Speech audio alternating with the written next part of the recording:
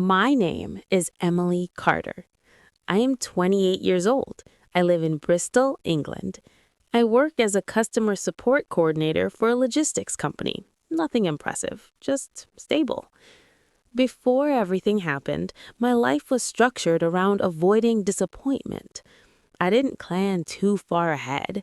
I didn't expect too much from people. I didn't believe in sudden changes. I had learned slowly and painfully that life tends to remove things without asking first. I lived alone in a small rented flat above a bakery. Every morning, the smell of bread came through the floorboards before my alarm went off. I never complained about it.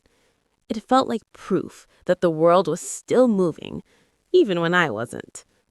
My days were repetitive. Emails, calls, complaints, apologies I didn't mean. I was good at my job because it required emotional distance.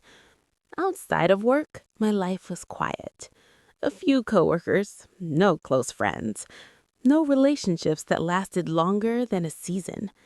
Love, to me, wasn't tragic or romantic. It was inefficient. Then I met Daniel Moore. Not on this special day, not during an emotional moment. He was transferred to our company as a regional operations analyst, a title that sounded more important than it was. He sat 3 desks away from me. At first, he barely spoke. He wore the same neutral colors every day. He brought us lunch from home. He left exactly at 5. What caught my attention wasn't his appearance. It was his attention. When he listened, he actually listened. When he asked questions, he waited for answers. One afternoon, the system crashed. Calls piled up. Everyone was stressed. Daniel walked over, looked at my screen, and quietly said, "You don't need to apologize. It's not your fault." No one had said that to me at work before. That was the beginning, not the romance, the noticing. Over weeks, small habits formed. Shared coffee breaks, short comments, mutual eye contact during meetings. We never crossed a line, and yet something shifted. I didn't feel nervous around him. I felt clear. He told me about his childhood in a small coastal town, about his mother who worked nights, about how he learned early to rely on himself. I told him things I usually avoided mentioning, how I hated silence but also needed it, how I never stayed anywhere long enough to feel permanent. We didn't talk about love. We talked about reality. That's how it grew, slow, unannounced, unprotected. I started looking for him when I entered the office, started timing my breaks with his, started imagining conversations that hadn't happened yet. And still, neither of us said anything, because naming things changes them, because once spoken, they can be lost. As weeks turned into months, Daniel became part of my routine without ever asking permission. We didn't label anything. There were no dates, no confessions, but there was consistency. He remembered how I took my coffee. He noticed when I stayed late. He asked questions that didn't demand answers, only honesty.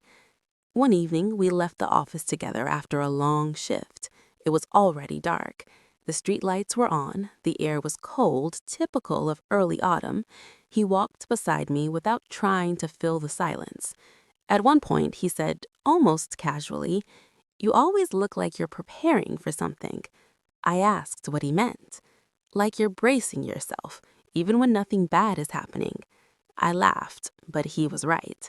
That night, I realized something uncomfortable.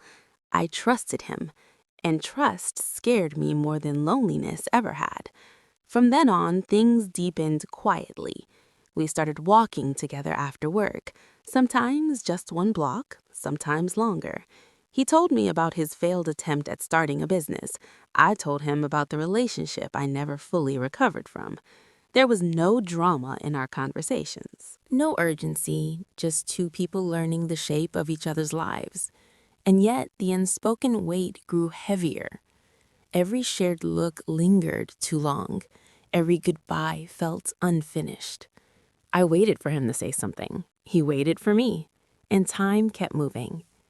The night of the cafe wasn't planned as a confession at first. It started as a simple message. Do you want to get coffee later? There's a place near the canal. I said yes. At home, while getting ready, I stood in front of the mirror longer than usual. I wasn't trying to look beautiful. I was trying to look honest. I decided then I would speak. Not about love, not about the future, just the truth of how I felt when he was around. The cafe was small, warm light, wooden chairs, a quiet hum of conversation. Rain had started falling lightly, the kind that turns the city reflective. I arrived early, sat by the window, I watched the streets, the reflections, the people crossing with hunched shoulders. Daniel texted he'd be late, 5 minutes. I didn't mind. And then I saw him. Across the street. He stood under a streetlight, checking his phone, then looking up, straight at the cafe. At me. Our eyes met. He smiled. That smile told me everything I needed to know. I placed my hands on the table to steady myself. He stepped off the curb. The road was wet, traffic slow but steady. A car passed, then another. I noticed a truck approaching from farther down the road, too vast, too heavy for the rain. I remember thinking it clearly. Daniel took another step forward. The sound came before the impact, a sharp, unnatural break in the rhythm of the night, metal against flesh, glass exploding outward. Time didn't slow, it stopped. I stood up so fast my chair fell backward. Someone screamed, someone else shouted. I don't remember crossing the street. I remember the rain hitting my face harder now, like needles. Daniel lay still. The truck had stopped several meters ahead. The driver stumbled out, shaking. I knelt beside Daniel. I said his name. Once, then again. There was no response. The streetlight flickered about us. Rain pooled around his jacket. I held his hand. It was already cold. The words I had prepared stayed trapped inside me. I never said them. After that night, everything rearranged itself. Work felt meaningless. Days passed without shape. I avoided that street for months. But eventually, I went back. I stood where the cafe window had been, looked across the road, and understood something I had avoided my entire life. Some truths don't wait for courage. Some moments don't repeat. And silence, when chosen too often, becomes permanent.